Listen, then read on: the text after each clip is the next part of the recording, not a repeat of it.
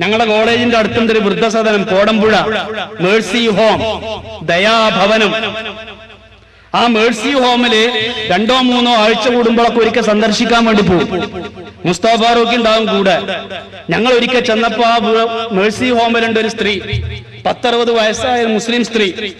ഞങ്ങൾ രണ്ടാളിങ്ങനെ ചെന്നപ്പോ തന്നെ ദൂരന്ന് 36 ഇങ്ങനെ കുമ്പിട്ടെടുക്കാനെ കയ്യക്കാനെ വെച്ചിട്ട് അസ്സലാമു അലൈക്കും എന്ന് പറഞ്ഞു. നമ്മളെ കൗമല്ലേന്ന് അതിന്റെ അർത്ഥം.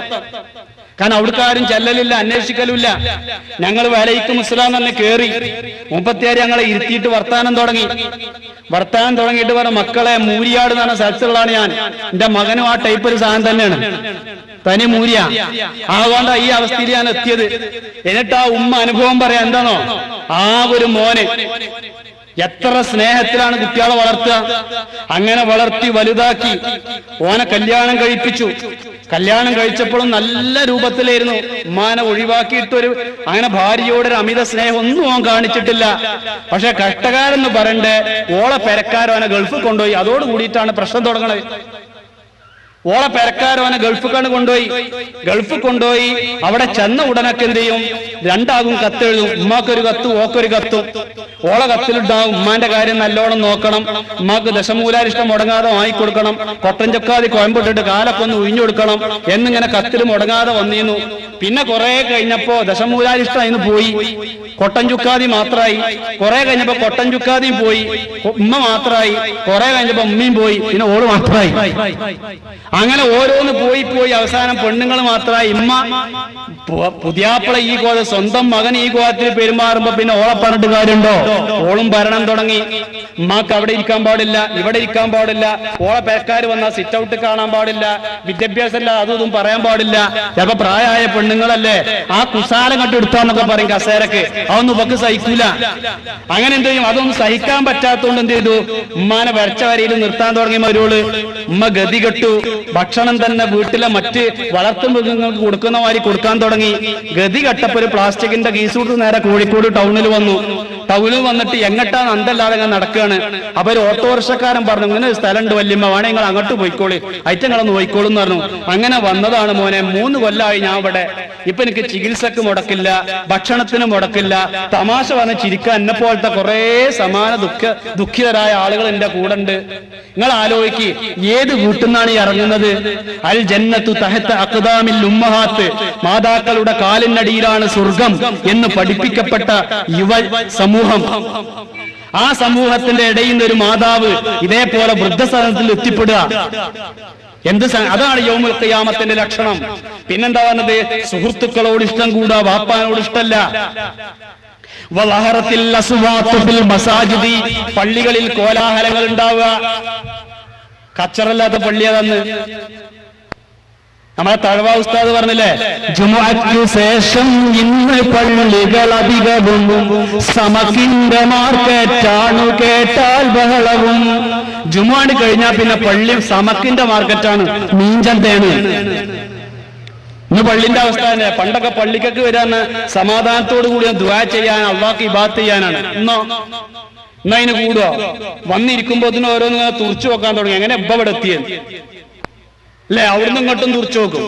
പിന്നെ കൈ കെട്ടിയത് എവിടെയാണ്? സെന്റിമീറ്റർ അങ്ങോട്ടാണോ ഇങ്ങോട്ടാണോ? നിസ്കരിക്കുമ്പോ വിരല് ബട്ടൻ കറക്കണുണ്ടോ അല്ലേ? സുജൂദ് പോകുമ്പോ മാവ് കുഴക്കുണ്ടോ, അതാ മാവ് ആട്ടുകയാണോ? എന്തൊക്കെ നോക്കുകയാണ്. ആൾക്കാർക്ക് എന്ത് സമാധാനമുള്ളത് പള്ളിയില്? പള്ളിക്ക് ഒരു സുരക്ഷിതത്വമല്ല, ഒരു നിർഭയത്വമല്ല. ഇങ്ങനെ വെറും കച്ചറിന്റെ കേന്ദ്രമായി. വെള്ളിയാഴ്ച മാത്രമാണ് സെക്രട്ടറി പള്ളിയിൽ വരിക, പ്രസിഡന്റ് പള്ളിയിൽ വരിക, ട്രഷറർ പള്ളിയിൽ വരിക. അന്നെന്തെയും സെക്രട്ടറി പ്രസിഡന്റിനെ പിടിച്ച് ഹൗലിക്കിടും, ട്രഷറർ വന്നിട്ട് ഹൗലിൽ നിന്ന് എടുത്ത് പുറത്തേക്ക് തന്നെ വെക്കും. ഇങ്ങനൊക്കെ എന്തെല്ലാം കച്ചറയാണ് പള്ളിന്റെ ഉള്ളിൽ നടക്കുന്നത്. പള്ളികളിൽ കോലാഹലങ്ങൾ ഉണ്ടാവുന്ന കാലഘട്ടം റസൂലുള്ളാഹി പറഞ്ഞു. പിന്നെ പ്രവാചകൻ പറഞ്ഞു, ഒരു ജനതയിൽ അവരിൽ ഏറ്റവും വൃത്തികെട്ടവൻ നേതാവായി വരുന്ന കാലഘട്ടം. ഇപ്പൊ നമ്മളൊരു കമ്മിറ്റി ഉണ്ടാക്കുകയാണ്. നമ്മളെന്താ പറയാ, ഞമ്മക്ക് ആ മേമാക്കണ്ടല്ലോ, മൂപ്പരെ ഒഴിവായിക്കൂടട്ടോ. അതെന്തേ? മൂപ്പരെ ഒഴിവാക്കിയാ പിന്നെ അയാളെ പിത്തനോണ്ട് നമുക്കൊന്നും നടത്താൻ പറ്റൂല. അതുകൊണ്ട് അയാളെ പിടിച്ച് കാര്യപ്പെട്ട എന്തെങ്കിലും സ്ഥാനം കൊടുക്കണം. ഇതാ റസൂലുള്ളാഹി പറഞ്ഞത്, ഏറ്റവും വൃത്തികെട്ടവനാരോ അവൻ നേതാവായി വരും. കാരണം നേതാവ് വാക്കല്ല, നിവൃത്തിയില്ല. അങ്ങനത്തെ ഒരു കാലഘട്ടം വരും യൗമുൽ ഖിയാമത്തിന്റെ തൊട്ടു മുമ്പ്. പിന്നെ പ്രവാചകൻ പറഞ്ഞെന്താണ്? മാറാവ്യാധികൾ വരും. ശാസ്ത്രത്തിന് പിടികിട്ടാത്ത എന്റെ കുട്ടിയുടെ കാര്യം ഞാൻ പറഞ്ഞില്ലേ, 1 മാസവും 5 ദിവസവും കഴിഞ്ഞിട്ട് തിരിച്ചു കിട്ടിയത് ഒരു മനോഹരമായ പേര്, അല്ലാതെ ഒന്നും നേടാൻ കഴിഞ്ഞ. ഇതേപോലെ ധാരാളം രോഗങ്ങള് എന്തെല്ലാം സർവ്വ സിനിമക്ക് പേരുണ്ടായാണ് പനിക്ക് പേരുന്നത്. ഇനി ഇടാൻ പേരില്ല. എലിപ്പനി, കൊരങ്ങമ്പനി, തക്കാളിപ്പനി, പന്നിപ്പനി, ഇനി മൂലിപ്പനി, എരുമപ്പനി, എന്തൊക്കെ വരാണ്ട്. ആൾക്കാർ ഓരോന്നും വരുമ്പോ അതിനെ കൊല്ലാൻ തുടങ്ങി. എലിപ്പനിയാണപ്പോ എലിയാളെ പിന്നാലെ വണ്ടി അല്ലേ? പന്നിപ്പനിയാണപ്പോ കുറെ പന്നിയാളെ കൊന്നു. അവസാനം അതിന്റെ പേര് മാറ്റിപ്പോ പന്നിയാളെ കൊല്ലണ്ട യാതൊരു കുഴപ്പം ഇതിനില്ല. എന്നിട്ടിപ്പോ വേറെ ഏതോ ഒരു ആൽഫബറ്റിക്കൽ എന്തോ ഒരു ഇട്ടിട്ട് കൊടുത്തിട്ടുണ്ട്. അതുകൊണ്ട് പന്നിയാളങ്ങൾ കൊല്ലേണ്ട ആവശ്യമില്ലാറുണ്ട്. ഇങ്ങനെ ഓരോന്നും മനുഷ്യന് പിടുത്തം കിട്ടാത്ത രോഗങ്ങൾ. തക്കാളിപ്പനിയായിരുന്നു വന്ന ഒരു പനി. എന്താണ് ഇത്? ഹദീസിൽ വന്നതാ. നമുക്ക് പിടുത്തം കിട്ടാത്ത രോഗങ്ങൾ എങ്ങനെ ഹദീസിൽ നിന്നോ? ഒരു മാലയുടെ ചരടറ്റിട്ട് അതിന്റെ മണികൾ താഴേക്ക് അടർന്നു വീഴും പോലെ നിങ്ങൾക്ക് ആപത്തുകൾ വന്നുകൊണ്ടിരിക്കും. ആപത്തുകൾ നിങ്ങൾക്ക് വന്നുകൊണ്ടിരിക്കും. പിന്നെ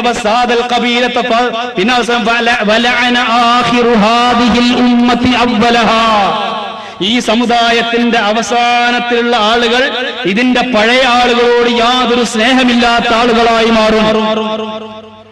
അതെന്താ? സഹാബത്ത്, താബഈങ്ങൾ, തബഉ താബഈങ്ങൾ, മദ്ഹബിന്റെ ഇമാമിയങ്ങൾ, ഇവരൊക്കെ പഴയ ആളുകളാണ്. അവരോട് യാതൊരു ബഹുമാനവുമില്ലാത്ത ഇളം തലമുറ വരിക. നിങ്ങൾ വെള്ളിയാഴ്ച കണ്ടല്ലേ നിങ്ങള് ജീൻസ് ഒക്കെ ഇട്ടിട്ട് വല്ല ഊർച്ചാർത്തുമക്കാരനായി മിമ്പർമക്കാരന കുട്ടികളെ മിമ്പർമന കാര്യമായിട്ട് പറയും. അബൂബക്കറും ഉമറും ഉസ്മാനും അലിയും ഇവിടെ എന്താണ് പറഞ്ഞിരിക്കുന്നത്? ഒക്കെപ്പാടെ കേട്ടതൊന്നും അവന്റെ മൂത്താപ്പാന്റെ മക്കളാണ്. ആ ഗോളത്തിലാ ഖുത്ബ പറയാ. അപ്പൊ ഇങ്ങനത്തെ ഒരു സമൂഹം ഉണ്ടാവുന്ന റസൂലുള്ള പറഞ്ഞതാ. ആയിഷാക്ക് ഈ അഭിപ്രായമല്ല, സഫ്സാക്ക് ഈ അഭിപ്രായമല്ല, ഒക്കെ അവന്റെ പെങ്ങന്മാരാ. അലവി മൗലവി എടവണ്ണയിൽ അലവി മൗലവി പള്ളിയിൽ കുത്തിറക്കുമ്പോ വെള്ളിയാഴ്ച ദിവസം ഇതേപോലത്തെ ഒരു കുത്തുബ കേട്ടു. ആയിഷ പറഞ്ഞിട്ടുണ്ട് പറഞ്ഞിട്ട് അതിൽ മൂപ്പര് കുത്തുബ കഴിഞ്ഞ് ഇറങ്ങിയിട്ട് ഖത്തീബിനോട് പറഞ്ഞല്ലോ, അനക്ക് പിന്നെ ആയിഷാന്റെ കൂടെ റളിയല്ലാഹു അൻഹാന്ന് ചേർക്കാൻ വലിയ ബുദ്ധിമുട്ടാണെങ്കിൽ ആയിഷാത്താന്നെങ്കിലും പറഞ്ഞോണ്ടി അടുത്ത വെള്ളിയാഴ്ച മുതൽ പറഞ്ഞല്ലോ. ചെറിയ മുണ്ട് അബ്ദുൾ റസാഖ് മൗലവി അത് മനോഹരമായി കവിതയാക്കിയിട്ടുണ്ട്. ആയിഷക്കൊപ്പം റളിയല്ലാഹു മനസ്സില്ലേ, ആയിഷാത്തെങ്കിലും ആകട്ടെ വയസ്സില്ലേ. ആയിഷക്കൊപ്പം റളിയല്ലാഹു മനസ്സില്ലെങ്കിൽ ആയിഷാത്താനെങ്കിലും വിളിക്ക്, പ്രായമല്ല എന്നെക്കാളും. ഇത് നമ്മളെ ഇളം തലമുറക്ക് പറഞ്ഞു കൊടുക്കേണ്ട ഒരു അവസ്ഥയാണ്. അപ്പൊ സഹാബത്തിനെ ബഹുമാനിക്കാത്ത ചില ആൾക്കാർ ഈ ഹദീസ് കൊണ്ടുപോയിട്ട് എന്താ പറയുന്നോ? ഈ ഹദീസ് വ്യാഖ്യാനം തൊട്ടടുത്തൊരു 5 കൊല്ലത്ത് ഞങ്ങൾക്ക് അങ്ങോട്ട് കൊണ്ടുപോകും. വാഹയാവ് ബഹുമാനല്ല, ഇന്ന നേതാവിനോട് ബഹുമാനല്ല, അതല്ല കൂട്ടരെ ഇതിന്റെ വ്യാഖ്യാനം. സ്വഹാബത്തിനെയും താബിഈങ്ങളെയും സ്നേഹിക്കാത്തൊരു ഇളം തലമുറ വരും. അതാണ് വലഅന ആഖിറു ഹാദിഹിൽ ഉമ്മത്തി അവ്വലഹാ. അത് നമ്മൾ കണ്ടുകൊണ്ടിരിക്കുകയാണ്. സഹാബാക്കളിൽ പലരെയും എതിർക്കുന്ന ആളുകൾ, സഹാബാക്കളിൽ പല ആളുകളെയും ഹദീസുകൾ സ്വീകരിക്കാത്ത ആളുകൾ. സഹാബാക്കൾ ആരാ? റളിയല്ലാഹു അൻഹും വറളു അൻഹു ദാലിക ലിമൻ ഖശിയ റബ്ബ. അല്ലാഹു ഇഷ്ടപ്പെട്ടവരാണ്, അല്ലാഹുവിനെ അവരും ഇഷ്ടപ്പെട്ടവരാണ്. ബഹുമാനനായ KP മുഹമ്മദ് മൗലവി ജീവിച്ചിരുന്ന കാലത്ത് അദ്ദേഹത്തിന്റെ കൂടെ ജാമിയ സലഫിയിൽ കുറെ കാലം സേവനമനുഷ്ഠിക്കാൻ കഴിഞ്ഞ ഒരു വ്യക്തി എന്നുള്ള നിലയ്ക്ക് ഞാൻ വളരെ ഭാഗ്യവാനാണ്. അദ്ദേഹം ആ കാലത്ത് പല കത്തെഴുതാൻ വേണ്ടിയിട്ടും എന്നെ വിളിക്കും. അങ്ങനെ സംസാരിച്ചിരിക്കുന്ന കൂട്ടത്തിൽ അദ്ദേഹം പറഞ്ഞ ഒരു കാര്യം ഇന്നത്തെ സലഫികളായ നമ്മൾ എല്ലാവരും ഓർത്തിരിക്കേണ്ടതാ. അദ്ദേഹം പറഞ്ഞു എന്നോട്, സഹാബാക്കളിൽ ഭിന്നിച്ച ഏതെങ്കിലും വിഷയങ്ങളിൽ ഞാൻ ഒരു കക്ഷിയുടെ ആളാണ് എന്ന് പറഞ്ഞ് മറ്റ് സഹാബത്തിനെ തള്ളിപ്പറയാൻ നമുക്കാർക്കും അർഹതയില്ല. ഇനി നമ്മൾ അഭിപ്രായ വ്യത്യാസമുള്ള പല വിഷയങ്ങളിലും സഹാബാക്കളെ അഭിപ്രായ വ്യത്യാസമുള്ള വിഷയങ്ങളാണ്. അതിലേത് സ്വീകരിച്ചാൽ നമ്മൾ നേർവഴിയിലാണ്. KP മുഹമ്മദ് മൗലവി മരിക്കുന്നത് വരെ പറയുന്ന കാര്യമാണത്. സഹാബാക്കൾ ഭിന്നിച്ച വിഷയങ്ങളിൽ ഒന്ന് മാത്രം സ്വീകരിച്ച് മറ്റുള്ളവർ അബദ്ധത്തിലാണ് എന്ന് പറയാൻ നമുക്ക് പാടില്ല. കാരണം അള്ളാഹു തൃപ്തിപ്പെട്ടവരാണ് അവർ. അവിടെ നമുക്ക് ഏത് സഹാബത്തിന്റെയും കൗലനുസരിച്ച് നമുക്ക് അമൽ ചെയ്യാം. ഈ ഒരു വിശാലമായ മനസ്സെന്നത് സലഫികൾക്കില്ലാതെ പോയി. അതവിടെയാണ് വലഅന ആഖിറു ഹാദിഹിൽ ഉമ്മത്തി അവ്വലഹാ. ഇതിന്റെ അവസാനമുള്ള ആളുകൾ ആദ്യമുള്ള ആളുകളോട് നെറുകേട് കാണിക്കുമെന്ന് റസൂലുള്ളാഹി പറഞ്ഞത്. പിന്നെ പറഞ്ഞു പെണ്ണുങ്ങൾ എണ്ണം കൂടും, ആണുങ്ങൾ എണ്ണം കുറയും, ലജ്ജ കുറയും. ലജ്ജ കുറഞ്ഞില്ലേ? ഒരു 10-20 കൊല്ലം മുമ്പ് നിങ്ങളെ ഈ തിരുത്തിയോടെ ഒരു ആണും പെണ്ണും പെടുന്നാട് ഒരു 10 മിനിറ്റ് വർത്താനം പറഞ്ഞ പോലെ വെറുതെ വിടും ആൾക്കാര്. എന്താ ഇപ്പൊ കുറച്ച് നേരമല്ലോ ഒരു രണ്ടാളും അവിടെ ഒരു ഉളുപ്പില്ലാതെ ഇങ്ങനെ വർത്താനം പറയുന്നത്? മഹലിലാകെ ചർച്ചയാവൂലേ കൂട്ടരെ? ഓളെ പെരിയിൽ പോയിട്ട് വാപ്പാനോട് പറഞ്ഞാൽ ഓക്ക് പെരും തല്ലിട്ടൂലേ? ചെറുക്കനെ ഓന്റെ വാപ്പ തല്ലൂലേ? എന്താ ഈ മനുഷ്യന്മാരടിയിൽ ഉളുപ്പില്ലാതെ വർത്താനം പറയാ? ഇന്ന് നിങ്ങളെ നമ്മളെ തൊട്ടടുത്തുള്ള ക്യാമ്പസിലൊക്കെ വന്നു നോക്കി, രാവിലെ തന്നെ ജീൻസും ടീഷർട്ടൊക്കെ ഇട്ടപ്പോ ഗുഡ് മോർണിംഗ് കണ്ട് കയ്യ കൊടുക്കണേ. എന്ത് ഉളുപ്പായിട്ടുള്ളത്? ഒരിക്കൽ കൂൾബാറിൽ ചെന്നപ്പോണ്ട് 3 ആൺകുട്ടികളും 3 പെൺകുട്ടികളും 6 സ്ട്രോ വെച്ചിട്ട് ഒരു ജ്യൂസിന്റെ ഗ്ലാസ് വലിച്ചു ഇങ്ങനെ കുടിക്കണേ. കിർലോസ്കർ പമ്പ്. ഉളുപ്പ് എന്ന സാധനമില്ല. ഒരിക്കൽ എന്റെ സഹപ്രവർത്തകൻ, ആളെ കോളേജിലെ അധ്യാപകൻ, ടൗണിലേക്ക് പോകുമ്പോ ബസ്സിൽ ഇരിക്കുന്ന ഒരു പെൺകുട്ടി കമ്പിയിൽ ചാരി നിൽക്കുന്ന ഒരു ആൺകുട്ടിയോട് മടിയിലിരിക്കാൻ നിർബന്ധിക്കുന്നു. നിന്ന് വിഷമിക്കണ്ടടോ, ഇരുന്നടോ. അപ്പൊ ഇവനാണ് ആകപ്പാടെ വിഷമം. ഇങ്ങനെ ആൾക്കാരൊക്കെ നോക്കുക, ഇവൾ നിർബന്ധിക്കുക മടിയിലിരിക്കാൻ. അതാണ് 20 കൊല്ലം മുമ്പ് നമ്മളെ ഈ സമുദായം ഇന്നുള്ള പെൺകുട്ടികളുടെ അവസ്ഥ. ഉളുപ്പ് എന്ന സാധനം തൊട്ട് തീണ്ടിട്ടില്ല. ഡ്രസ്സിലൊക്കെ കണ്ടില്ലേ നിങ്ങള്? ഡ്രസ് ഇങ്ങനെ ഓരോന്ന് മാറി മാറി വരുന്നതനുസരിച്ച് അങ്ങനെ പോവാണ്. നിഴലടിച്ചിട്ട് ശരീരത്തിന്റെ വടിവ് പുറത്തേക്ക് കാണുക എന്നുള്ളതാണ് ഫാഷൻ. അത് എത്രത്തോളം കാണിക്കാൻ പറ്റുമോ അല്ലെ? ചുരിദാറിന്റെതൊക്കെ കഷ്ണം വെട്ടി വെട്ടി വെട്ടി വെട്ടി മേപ്പെട്ടെത്തിയിട്ടാണ് ആലന്തുഞ്ഞാവ് കയറാൻ തുടങ്ങിയിരുന്നത്. കാരണം നല്ല കയ്യും കാലൊക്കെ ശരിക്കാണ് പുറത്തേക്ക് കാണണം. ആ കോലത്തിലുള്ള ഡ്രസ്സ്. ഇങ്ങനെ ലജ്ജ എന്ന് പറയുന്നത് തൊട്ട് തീണ്ടാത്ത റസൂലുള്ളാഹി സ്വല്ലല്ലാഹു അലൈഹി വസല്ലം ഈ കാലഘട്ടത്തിൽ ജീവിക്കുന്ന ആളുകളെ കുറിച്ച് പറഞ്ഞു. ആരാണ്? മുത്തശബ്ബിഹീന ബിന്നിസായി വൽ മുത്തശബ്ബിഹാത്തു ബിർരിജാലി. ആണിന്റെ കോലം കെട്ടുന്ന പെണ്ണും പെണ്ണിന്റെ കോലം കെട്ടുന്ന ആണും യൗമുൽ ഖിയാമത്തിന്റെ തൊട്ട് മുമ്പുണ്ടാവും. ഇന്ന് അങ്ങനെ തന്നെയല്ലേ? പെൺകുട്ടികൾ എന്താ? ജീൻസ്, പിന്നെ ടീഷർട്ട്, മുടി ചെറുതാക്കി വെട്ടും ചെയ്യും. ഇതാണ് പെണ്ണ്. ആണോ? ആണ് മുടി ബാഗൊക്കെ നല്ലോണം നീട്ടും, താടിയും പഠിക്കും, മീശയും പഠിക്കും, കയ്യമ്മ വളടും, ഒരു കാതലില് കമ്പലുണ്ടാവും, ഒരു ചുരിദാറും കൂടി ഇട്ടാ കുഞ്ഞാത്തോന്ന് വിളിക്കാം. ആ കോലത്തിലുള്ള ആണുങ്ങള്. ഇതാ റസൂലുള്ളാഹി പറഞ്ഞത്, ആണിന്റെ കോലം കെട്ടുന്ന പെണ്ണും പെണ്ണിന്റെ കോലം കെട്ടുന്ന ആണും ഉണ്ടാവും. ഇത് നമ്മൾ ഇന്ന് കാണുകയാണ്. എത്ര ചെറുപ്പക്കാരാണ് മുടി നീട്ടി നടക്കണ്?